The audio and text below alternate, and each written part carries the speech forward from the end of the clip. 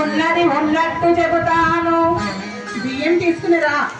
కొండ దేవర పలుకు, కాశీ విశాలాక్షి పలుకు, పలుకమ్మ పలుకు, దొరసానికేమైందో పలుకమ్మ, ఉన్నది ఉన్నట్టు పలుకు. ఈ సోదంతా నాకెందుకు? దీని పేరే సోది తల్లి. చెప్పు ఏం కావాలి? ఉన్నది ఉన్నట్టు చెబుతాను. నాకెందుకులే, మా అమ్మకు చెప్పు. నా బంగారు తల్లి, ఇలా అవ్వడానికి కారణం ఏమిటో చెప్పు. చెబుతాను తల్లి. అమ్మడు కడుపులో ఎవరో దూరినాడు తల్లి. కడుపులోనా? గుండెల్లో తల్లి గూడు కట్టుకున్నాడు తల్లి. నల్లని వాడు నాజూకైన వాడు తల్లి. మీ అమ్మడు మనసు దోచినాడు తల్లి. నవమన్మధుడు చూడ చక్కని వాడు, 6 అడుగుల అందగాడు. ఆ పురుషుణ్ణి చూచిన నాటి నుండి అతని వలపులలో తలపులలో మునిగిపోయింది తల్లి.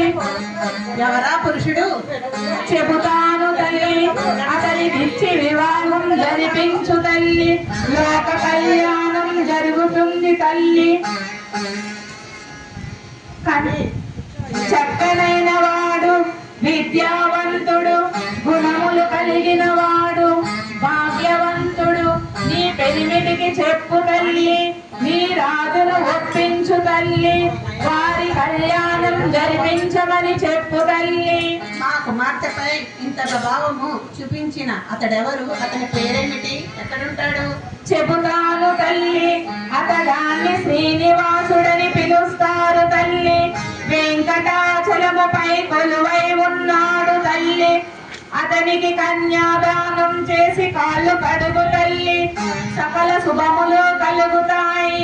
నా మాట నమ్ము తల్లి. ఉన్నది ఉన్నట్టు చెబుతాను. నా నోట సత్యం పలుకుతుంది తల్లి. నన్ను నమ్ము.